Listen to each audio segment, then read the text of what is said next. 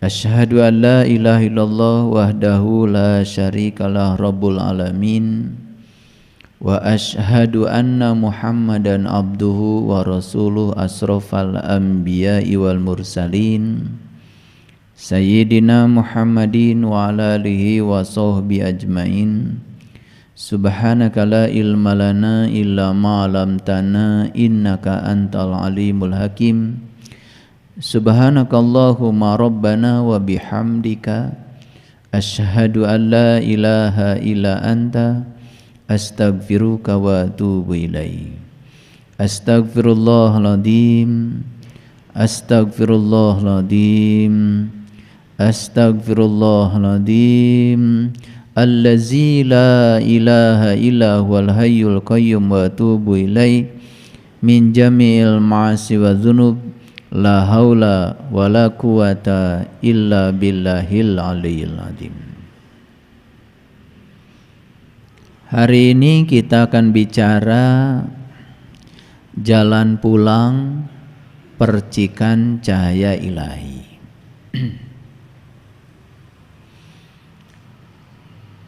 Kalau kita bicara jalan pulang, biasanya hampir semua orang berpersepsi pulang itu harus menunggu kematian tubuh fisik.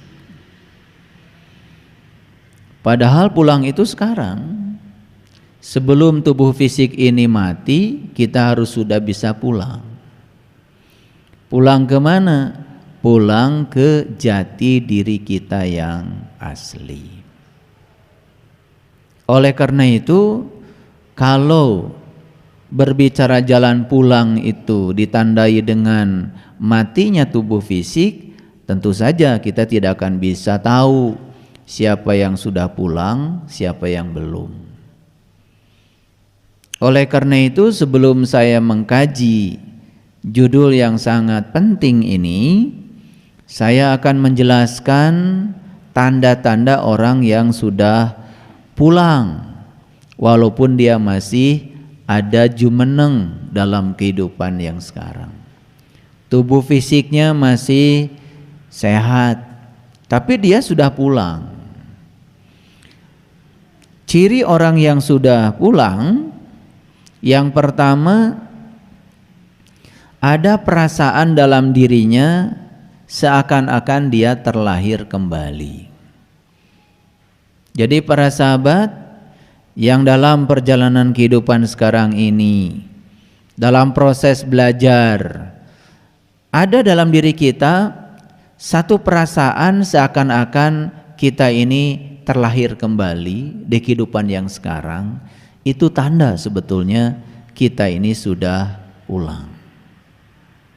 Oleh karena itu, orang yang merasakan perasaan itu, hidupnya itu menjadi penuh dengan kegembiraan, penuh sukacita, walaupun dia tidak bisa menjelaskan sebetulnya apa sih yang menyebabkan saya kok mengalami kegembiraan, sukacita. Pokoknya ada sesuatu yang baru saja dalam kehidupannya. Ciri yang kedua adalah ada keinginan dalam diri kita untuk menyendiri. Tetapi sendiriannya itu tidak merasa kesepian.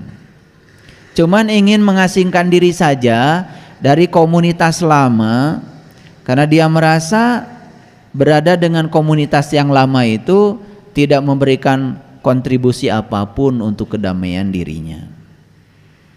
Misalnya tidak suka lagi bicara yang tidak penting, tidak suka lagi bicara hal-hal yang hanya sekedar ilusi, tidak mau lagi menghambur-hamburkan waktu, hanya berbicara ngalor ngidul yang tidak penting.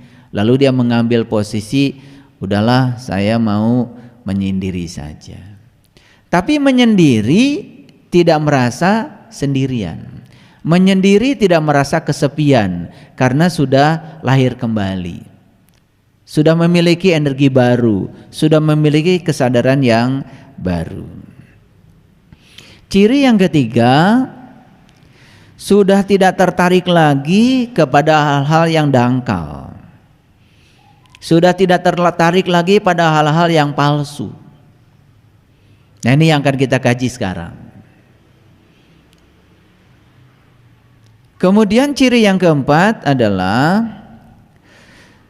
kalau melihat penderitaan dan kesusahan orang lain itu ada kesedihan yang mendalam, mudah hanyut, mudah terlarut. Dulu tidak punya sifat seperti itu. Bahkan dulu mungkin malah punya sifat kalau orang lain itu susah malah senang. Kalau orang lain menderita itu malah mau puas. Nah, begitu kesadaran ini sudah muncul, di dalam diri itu ada perasaan sedih kalau tidak bisa menolong orang. Ada perasaan sedih ketika tidak bisa berbuat apa-apa untuk bisa membantu orang yang kesusahan atau menderita. Pokoknya ada kesedihan yang mendalam dalam diri, ada mudah terhanyut ya pada penderitaan orang ketika dia melihat kesusahan orang lain. Nah, semoga ciri-ciri yang seperti ini sudah kita miliki. Nah, kalau ciri-ciri ini sudah kita miliki, itu tanda sebetulnya kita itu sudah pulang. Kemudian yang berikutnya, yang kelima, ada dorongan yang kuat dalam diri untuk membuat dunia ini lebih baik. Ada dorongan yang kuat dalam diri untuk memayu hayuning bawono, ingin mempercantik dunia yang sudah cantik ini, ingin berkontribusi ya membangun peradaban, ingin berkontribusi apa sih yang bisa saya lakukan untuk keselamatan dunia ini, agar dunia ini bisa menyelamatkan anak cucu saya kemudian, gitu. Sedih ketika pohon ditebang, sedih ketika hutan-hutan digunduli, sedih ketika orang mengambil tambang dengan sesuka hati demi kepentingan sesaat, sedih ketika sungai dikotori. Lalu ada action dalam dirinya, ingin mengambil peran untuk mempercantik dunia yang sudah cantik ini.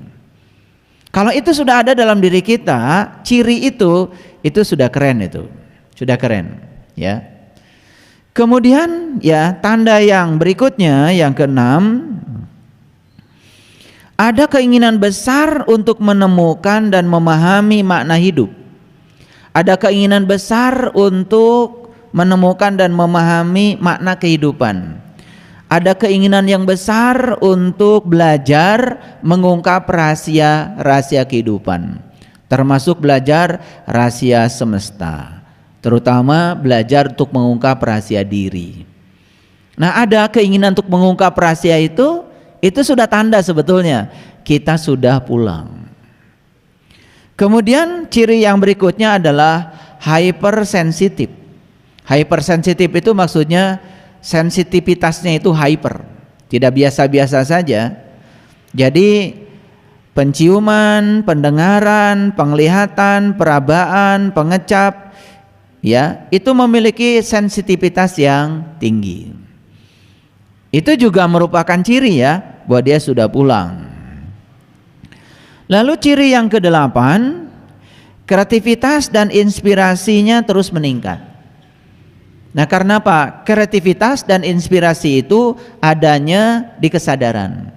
Karena kesadarannya meningkat, otomatis kesadaran meningkat itu ditandai dengan kreativitas dan inspirasi yang terus meningkat. Ciri yang kesembilan ya, dia sudah mulai bisa menerima dirinya apa adanya. Bahkan sudah mulai bisa jujur pada dirinya sendiri.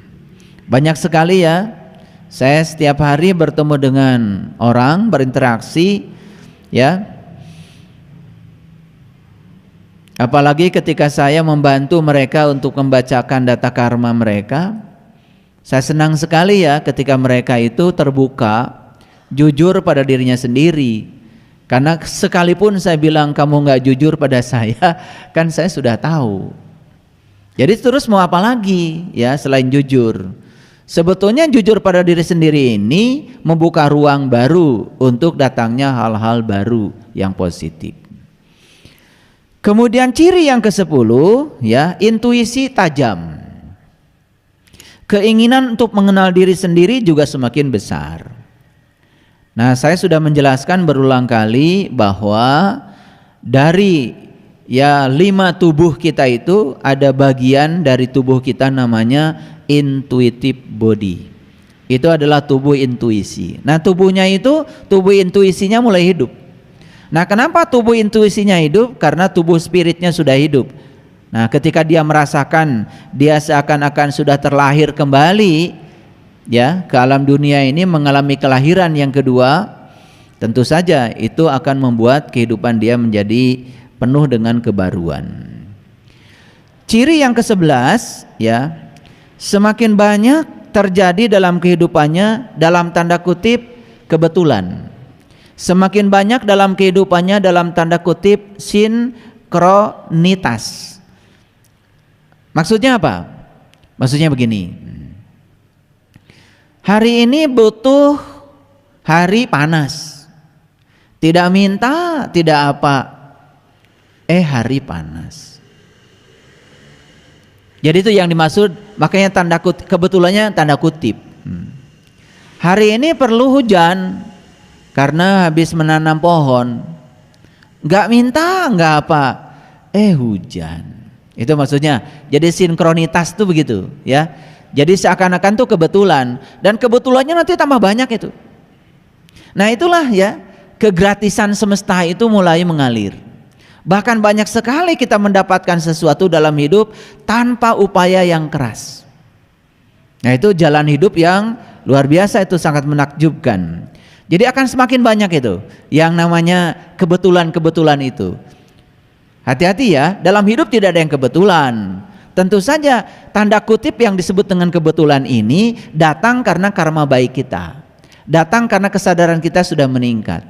Gitu, ya. Jadi anak sekolah perlu biaya. Ada biayanya.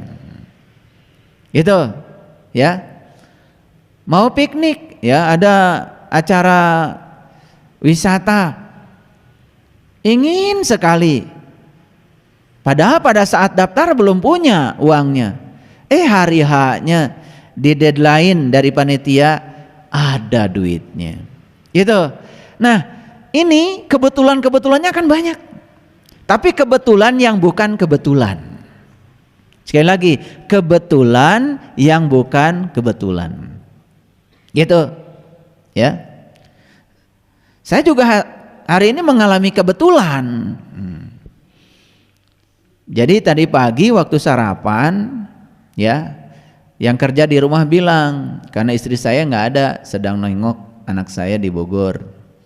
Jadi kalau istri saya nggak ada kan pasti urusan dapur pasti lapornya sama saya. Jadi sekarang saya jadi ibu rumah tangga sekaligus bapak rumah tangga.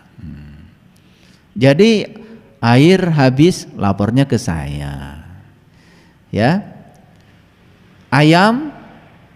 Telur ayam kampung habis lapornya ke saya. Jadi baru saja tadi pagi, ya, telur ayam kampung katanya buat sarapan saya habis. Karena saya itu kalau pagi sarapannya buah dan telur rebus, ya, setengah matang. Barusan saya lihat Bunda Cucu sama Ayah Asep ngasih ayam kampung, banyak lagi. Itu kebetulan itu. Iya, kebetulan yang bukan kebetulan, karena saya tidak pernah mengeluh. Jadi waktu orang kerja bilang begitu tuh nggak ada di sini, aduh kumaha tuh, enggak ada aduh. Jadi saya datar aja. Nah, sifat datar yang seperti itu ternyata itu mengizinkan tangan semesta untuk bekerja, dan itu luar biasa. Dan kebetulan itu bagi saya itu tiap hari. Ya, Sabtu Minggu kemarin, ya, hari Sabtu ada pemberkatan di rumah. Hari Minggu ada yang pelatihan sholat khusyuk. Udah gitu yang datang ke rumah juga biasa, Kalau ada pelatihan sholat khusyuk, yang datang bukan yang pelatihan kan, yang lain juga pada datang. Ya kebetulan saja, ya. Buah ada yang bawa, kue ada yang bawa. Bahkan sekarang tuh di rumah ya, bingung ya, sudah dibagikan ke tetangga, ya itu banyak terus. Nah itu kebetulan yang bukan kebetulan. Maaf ya, itu tanda bahwa kita udah pulang. Justru keberlimpahan itu luar biasa. Yang disebut dengan wayar zukhu min haitsu la yahtasib itu saya alami. Karena syaratnya cuma satu kan, wa may yattaqillaha yaj'al lahu makhraja wa yarzuqhu min haitsu la yahtasib. Dengan takwa, dengan yakin seyakin-yakinnya tidak ada keraguan tentang hari esok. Karena kita hadir di sini hari ini sekarang, yaj'al lahu makhraja. Semua masalahmu akan diberi jalan keluar tanpa kita mencari jalan keluarnya. Wa yarzuqhu min haitsu la yahtasib, dan Allah memberikan rezeki dari arah yang kita tidak pernah menyangkanya. Gimana bisa begitu? Ternyata permainannya sederhana.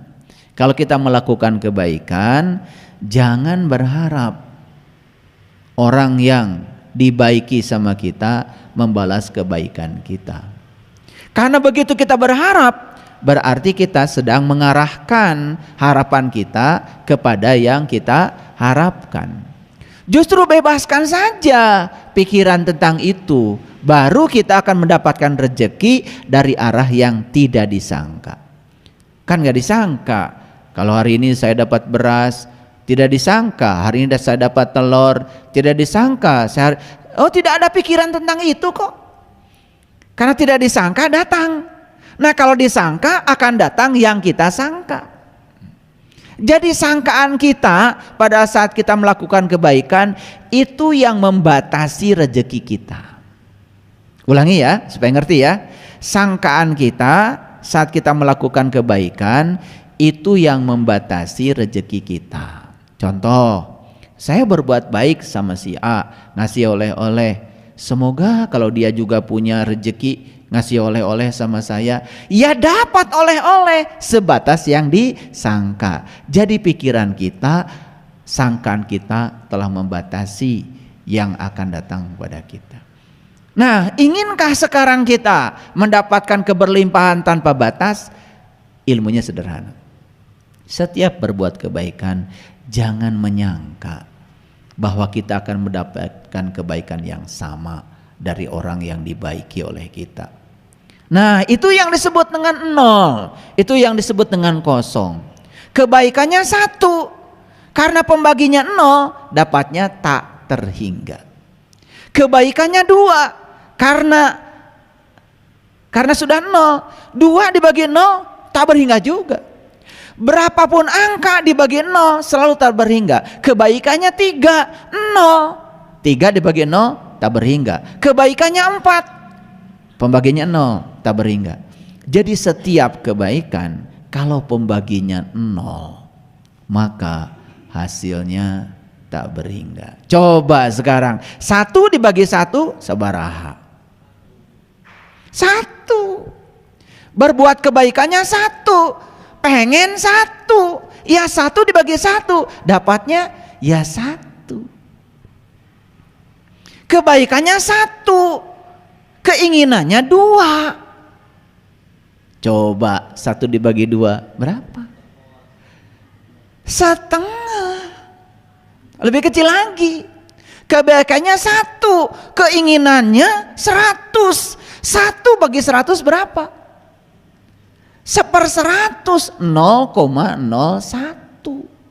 Tuh. Jadi makin banyak keinginan, ternyata hasilnya makin saeutik. Ini rumus matematika yang gak pernah disadari. Ternyata kalau ingin tak berhingga, pembaginya harus 0. Ya kalau nggak 0 juga nggak apa-apa deh, pembaginya 0,1.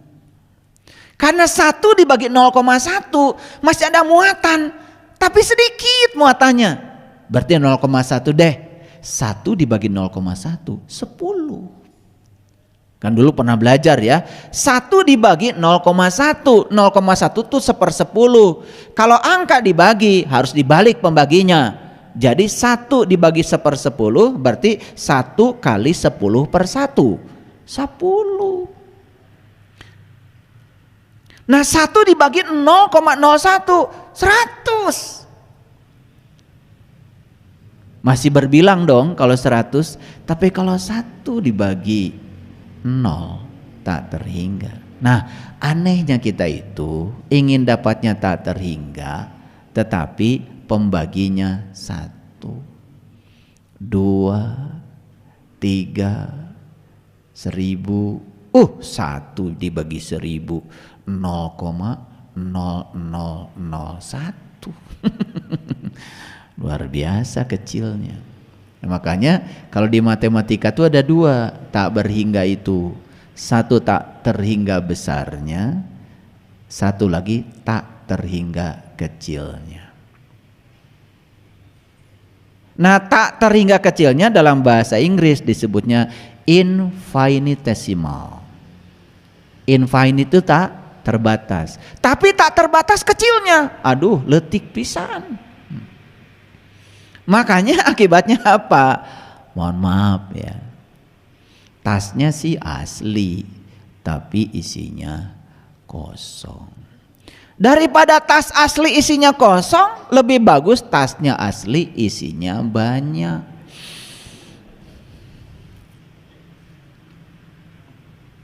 Ini pagi-pagi udah saya kasih ilmu luar biasa ini. Udah dikasih cara mendapatkan rezeki yang luar biasa. Makanya dari 7 jalan yang menakjubkan, salah satu jalannya adalah mendapatkan sesuatu bahkan tanpa usaha yang keras. Gimana caranya? Caranya begitu. Berbuat apapun, bebaskan dirimu dari keinginan mendapat. Ayo tanya, mohon maaf ya, sama yang berkelimpahan rezekinya. Saya yakin ilmunya begitu, cuman tidak disadari aja. Saya yakin ilmunya begitu kok. Kalau ngasih nggak pernah dipikirin. Makanya dapatnya jadi wayar zukhu min haitsu la yahtasib. Makanya kan itu disebutnya juga doa 1000 dinar. Gak tahu siapa yang ngasih judul itu doa 1000 dinar, pada itu kan sebetulnya ayat Quran. Nah 1000 dinar ya, dinar ini kan mata uang yang paling mahal, betul nggak? Iya, dinar itu di Yordan mata uang yang paling mahal ya. Jadi 1000 dinar sanajan 1000 ge seueur. Kan aslinya doa itu begini, wa may yattaqillaha yaj'al lahu makhraja wa yarzuqhu min haitsu la yahtasib wa may yatawakkal 'alallah fahuwa hasbuh. Kan gitu. Innallaha balighu amri qad ja'alallahu likulli syai'in qadra. Pasti hafal ya. Pasti hafal. Karena itu kalau doa-doa gitu pasti banyak yang hafal. Apalagi doa 1000 dinar. Wah, ini rezeki. Nah, salah kaprahnya itu ayat dibaca 100 kali. Tiap pagi ada yang baca 1000 kali. Ya makin miskin. Karena waktunya habis baca itu ayat. Memangnya uang bisa datang gitu baca itu ayat? Ayat itu bukan dibaca, dipraktekkan dalam hidup. Gimana caranya supaya kita mendapatkan tak terbatas? Pakai matematika. Memberi tanpa keinginan berarti pembaginya 0. Gitu ilmunya. Nah, kita kadang-kadang ya, karena yang nyuruh katanya orang soleh, yang nyuruh katanya orang suci, apalagi mengatasnamakan Tuhan dan agama. Ibu kalau pengen kaya, baca ini doa 1000 dinar. Pagi 1000 kali, duhur 1000 kali, asar 1000 kali, maghrib 1000 kali, insya Allah miskin. Beak waktu rek ira usahana. Da artos mah ibu tegaduheun sampean.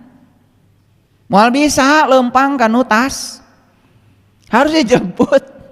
Nah, ngejemputnya gimana? Nah, ada yang menjemput dengan cara yang susah, ada yang menjemput dengan cara yang mudah. Jadi saya kasih tahu ciri orang yang sudah pulang hari ini pun hidupnya penuh dengan keberlimpahan. Ini belum dibahas nih topik ini. Ini ciri-cirinya dulu ya, supaya menarik. Ciri yang ke-12, orang yang sudah pulang itu tidurnya nyenyak.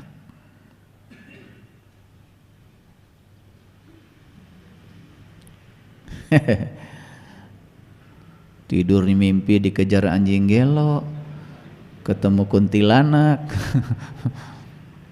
Ini pengumuman ya. Orang yang tidurnya masih seperti itu masih jauh untuk pulang. Jadi itu masih di alam ngawang-nguwung itu. Jadi tidur itu indikator sebetulnya seberapa suci jiwa kita. Karena ketika tidur itu nur insani kita keluar, Nurullah dan Nur Muhammad tinggal di dalam. Nah, nur insani ini keluarnya kemana? Terserah, tergantung kualitas dari nur insani itu sendiri.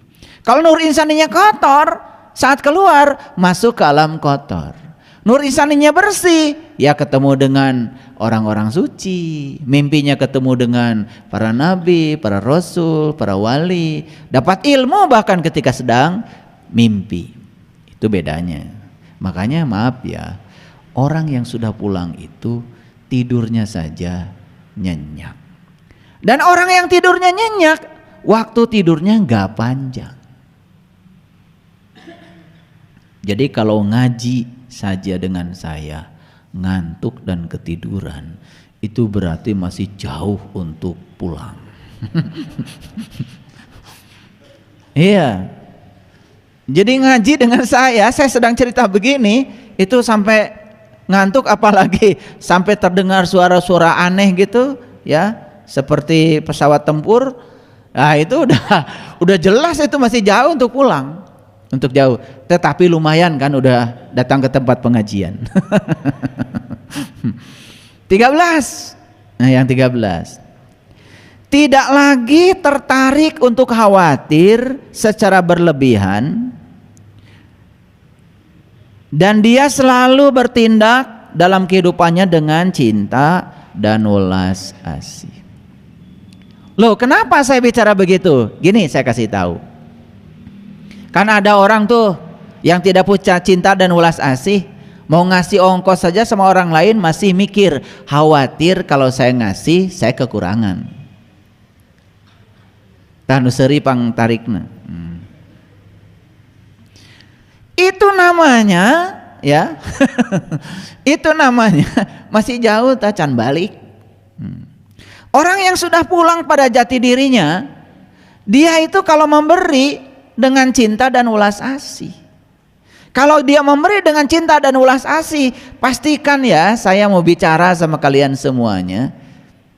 Kalau memberi dengan cinta dan welas asih, tidak ada sedikit pun rasa khawatir pada diri, takut kalau kita memberi kita kekurangan.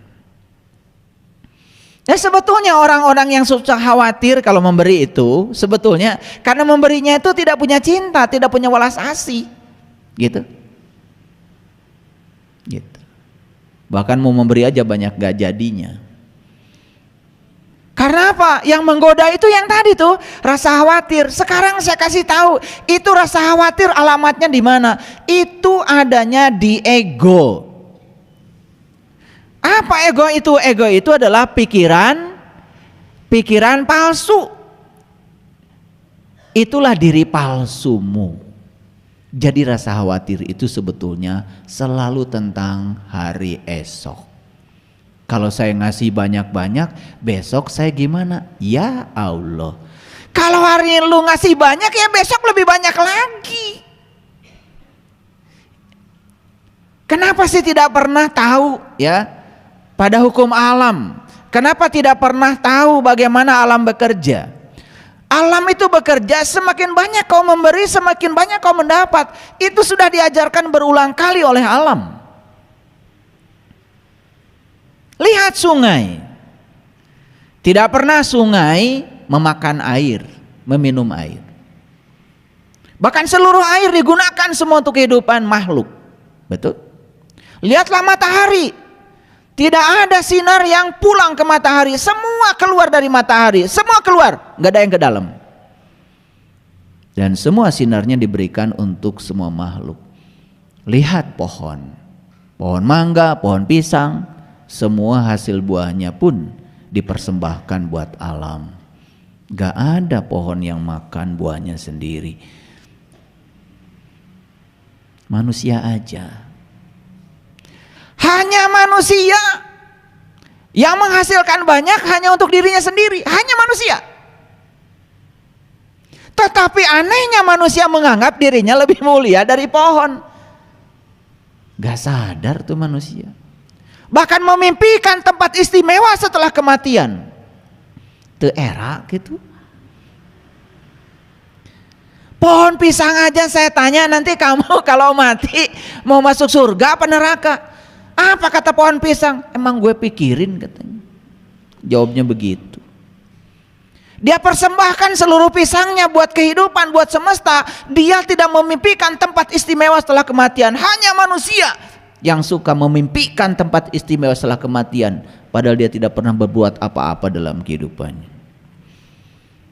Lucu nggak manusia itu? Lucu nggak? Lucu memang. Jadi orang yang berkelebihan dalam khawatirnya itu karena tidak punya welas asih, tidak punya cinta. Makanya orang yang tidak punya cinta, tidak punya welas asih, jangan berharap dia memberi. Karena setiap dia memberi, pasti dia khawatir. Khawatir kalau memberi dia berkurang. Ya. Saya pernah cerita sama kalian. Anak saya diterima di sekolah, di perguruan tinggi, dan uangnya sudah ada buat bayarnya. Tinggal nunggu waktu, begitu hari H-nya diumumkan, tinggal bayar. Ini menjelang hari H, datang itu, ya. Sahabat kita butuh uang sebesar uang iuran anak saya yang sudah ada. Diapakan tuh uang? Saya kasih semuanya. Saya tenang saja, tidak ada pikiran apa-apa. Karena saya sudah yakin dengan cara semesta bekerja, sudah yakin. Bahkan saya kasih tahu, uang itu masih kurang sebetulnya. Kurang. Jadi butuhnya 66 juta, uangnya baru ada 50 juta. Udah gitu yang 50 juta dipinjem lagi. Jadi masih kurang 16 juta, yang 50-nya dipinjam. Coba, berani nggak bermain-main dengan Allah? Saya berani aja, saya kasih. Itu hari H-nya. Saya tidak dapat uang 16 juta dari dia, saya nggak ngebungakan duit. Dia bayar 50 juta dan saya sudah punya uang tambahnya 16 juta. Jadi saya yakin yang 16 juta itu bonus kebaikan karena saya udah pinjamkan 50 juta. Keren tuh cara semesta bekerja itu. Keren banget sebetulnya. Cuman kita gak keren karena apa? Karena kita sering ragu. Makanya di dalam Quran surat Maryam, tahu Maryam? Tahu Maryam? Tahu apa tidak? Kalau enggak saya jelaskan. Maryam itu seorang ibu. Ibu itu yang melahirkan. Jadi Quran surat Maryam itu bukan cerita sosok ibu yang melahirkan tubuh fisik sebetulnya. Maryam itu adalah ibu yang melahirkan. Melahirkan apa saja? Melahirkan kebaikan, melahirkan kebijaksanaan, melahirkan kesabaran. Makanya Quran surat Maryam isinya tuh luar biasa. Apa pembukanya Quran surat Maryam? Pembukanya adalah Kaf, Ha, Ya, Ain, Shad. Apa artinya? Hanya Allah yang tahu. Jadi kalau kalian baca terjemahan yang ada, artinya kaf, ha, ya, ain, shad itu hanya Allah yang tahu. Izin saya mengartikan itu. Kok bisa saya mengartikan? Itu berdasarkan pengalaman. Ternyata kaf itu dari kafah. Kafah itu artinya menyeluruh. Jadi waktu bilang kaf, serahkan seluruh urusanmu padaku, kata Allah. Maka begitu segala urusan diserahkan pada Allah, apa artinya? Berarti kita sudah angkat tangan. Makanya setiap kita angkat tangan, Allah turun tangan. Tapi kalau segala urusan dikup sama kita, seakan-akan kitalah yang bisa menyelesaikan semuanya, berarti kita turun tangan. Kata Allah, giliran saya angkat tangan. Jadi sebetulnya Allah itu sering angkat tangan untuk kamu, karena kamu terlalu turun tangan. Bahkan tidak yakin kalau Allah akan membantu. Karena apa? Gak ngerti kaf. Makanya begitu kaf itu sudah dipahami. Yang kedua kita dapat ha. Ha-nya ha besar. Ha. Awas ya. Harus betul ngomongnya. Ha. Kalau nggak betul nanti kalian masuk neraka. Ha itu hidayah. Hidayah itu bimbingan. Jadi siapapun yang sudah menyerahkan segala urusan pada Allah, maka dia akan dapat ha. Dia akan mengerti setiap peristiwa dalam hidupnya adalah bimbingannya. Ngerti dia. Makanya dia tidak pernah ragu. Muncul yang ketiga, iya, yakin. 100% yakinnya. Jadi waktu saya mengeluarkan uang 50 juta itu, tidak ada sedikit pun keraguan. Saya pun tidak berharap dapat apa-apa. 0 saja. Saya sering sekali sebetulnya ya bermain-main seperti itu. Saya bukan bergurau. Saya cicil mobil di leasing itu, ijab kabulnya, ya Allah, ini mobil bukan punyaku. Ini mobil milikmu. Hanya ketitipan hak guna pakai sepanjang aku ada. Gitu aja. Karena ini mobil milikmu, tolong dong engkau yang bayar bulanannya. Gitu, baru saya tanda tangan. Makanya saya bilang sama petugas leasing, tolong didebit aja tiap bulan tanggal berapa. Mohon maaf ya, saya nggak pernah mikir kalau tanggal itu harus bayar cicilan. Karena kata cicilan kalau ada di otak itu like attracts like. Kata hutang akan menarik potensi hutang baru. Itu menurut hukum tarik menarik. Makanya saya tidak pernah berpikir hutang, berpikir keberlimpahan. Sampai-sampai ya, itu utang udah lunas, saya lupa ngambil BPKB. Saya ditelepon, Bapak ini kok BPKB nggak diambil-ambil? Iya ya, emang udah lunas? Udah Pak. Dikirimkan itu karena memang mereka pakai sistem, jadi tidak mungkin ngedebit terus. Begitu 48 kali selesai, karena sistemnya begitu. Udah, saya ambil ke sana. Begitu diambil, langsung saya ditawari, Bapak mau pinjam lagi? Gitu, luar biasa ini diajarin ngutang lagi. Ketika kata utang, kata cicilan ada di sini, maka kita akan menarik kata utang baru di luar diri kita. Dan saya percaya dengan like attracts like, hukum tarik menarik. Silakan kalian praktekkan. Tetapi jangan main-main. Kalau keyakinanmu masih kan, kalau saya mikirnya begini, jelek-jeleknya saya cicil mobil. Satu, mobil itu kan saya suruh, begitu saya mandikan pakai bunga. Saya kalau beli mobil saya mandikan pakai bunga. Loh, kok pakai bunga? Wah, bid'ah. biar mobilnya senang. Lalu saya bilang sama mobil, kamu punya utang. Nah kalau mobil saya bilang, kamu punya utang dan kamu harus tanggung jawab ngurusi utangmu, gitu ya. Jadi mobil itu harus bisa bayar buat dirinya sendiri dan bisa bayar. Mohon maaf ya, luar biasanya ketika berpikir seperti itu, cicilannya kebayar, tabungan juga nambah karena berpikir keberlimpahan. Kalau berpikir utang, itu terus saja potensi utang akan datang. Ini soal kata-kata, ini harus dipraktekkan. Makanya spiritual itu praktek. Kalau spiritual cuma dengerin ceramah saya nggak praktek, ya nggak ada artinya. Nah ciri yang ke-15, orang yang sudah pulang itu cirinya apa? Sudah tidak ada tindakan menghakimi, tidak mencari-cari kesalahan orang, bahkan sudah tidak ada konflik dengan orang lain karena tidak ada lagi konflik dengan dirinya sendiri. Ini kalau bahasa fisikanya ini entropinya sudah mencapai 0. Jadi saya itu kagum ya sama Boltzmann itu, dia orang Jerman, dia membuat rumusan entropi. Jadi entropi itu adalah gini, entropi adalah sama dengan konstanta dikalikan logaritma dari peluang. Nah peluang itu berarti probability.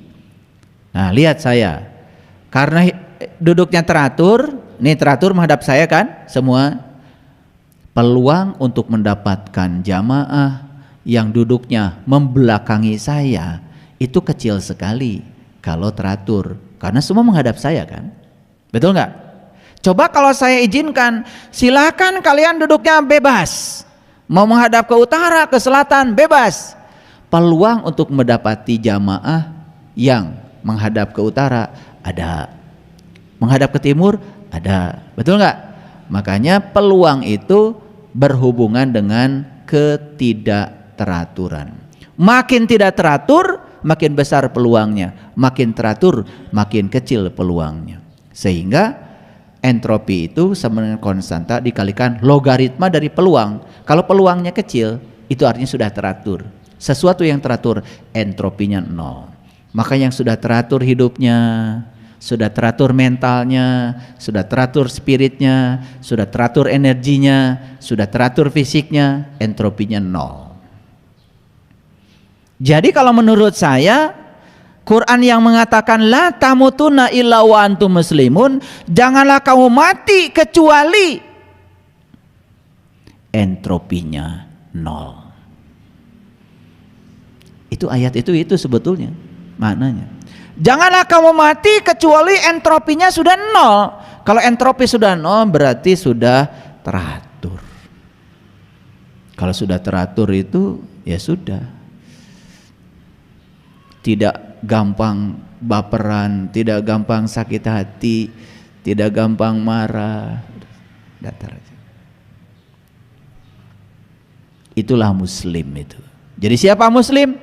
Muslim adalah orang yang entropinya sudah mencapai 0. Pasti pusing kalau dengerin saya ngomong. Udah teruskan aja dulu. Nah ciri orang yang sudah pulang selanjutnya yang ke-17, merasa mempunyai hubungan dengan seluruh hal, memiliki hubungan yang akrab dengan manusia, memiliki hubungan yang harmoni dengan binatang, memiliki hubungan yang harmoni dengan lingkungan, bahkan dia merasa dirinya selalu terkoneksi dengan alam semesta. Makanya saya latihkan, kalian saya ajak ke alam, di alam saya ajak meditasi. Kalau sering melakukan aktivitas seperti itu, lama-kelamaan kita itu akan merasa terhubung dengan alam. Kemarin saya ajak meditasi di sungai. Gimana caranya kita terhubung dengan aliran air? Pada nangis itu, ya. Hanya memperhatikan aliran air saja nangis. Hanya memperhatikan suara air saja gemuruh nangis. Kenapa? Sudah resonansi dengan alam. Makanya orang yang sudah pulang kelihatan sekarang. Dia sayang sama tumbuhan, dia sayang sama binatang, dia sayang sama alam, dia ikut menjaganya. Gitu. Sayang kalian sama binatang? Sayang. Sama anjing? Sama babi?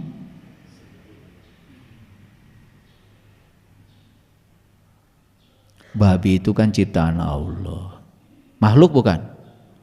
Perlu cinta kasih enggak? Perlu. Anjing ciptaan siapa? Perlu cinta kasih enggak? Tuh. Karena kita merasa kita ini lebih mewah dari mereka, lalu memperlakukan mereka semaunya kita. Katanya cinta kasihnya sudah tanpa batas, tapi masih dibatas-batasi hanya pada orang-orang yang baik sama kamu. Cinta kasih macam apa yang semacam itu? Itu namanya pangeretan.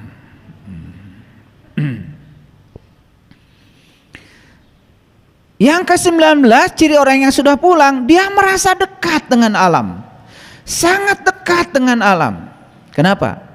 Karena dia sadar kalau dia dengan alam itu sama.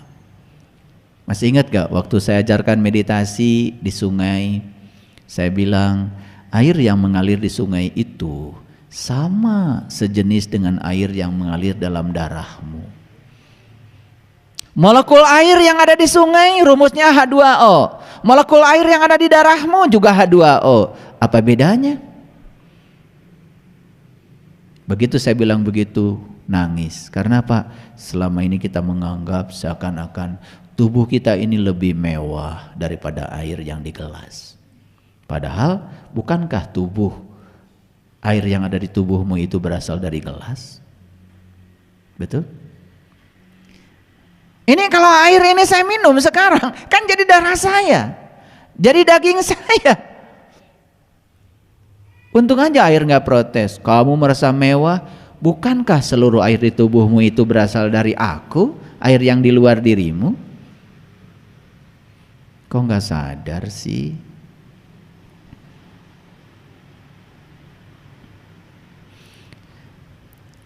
Dan yang terakhir adalah merasakan kebahagiaan yang sesungguhnya dalam hidup dan selalu bersyukur.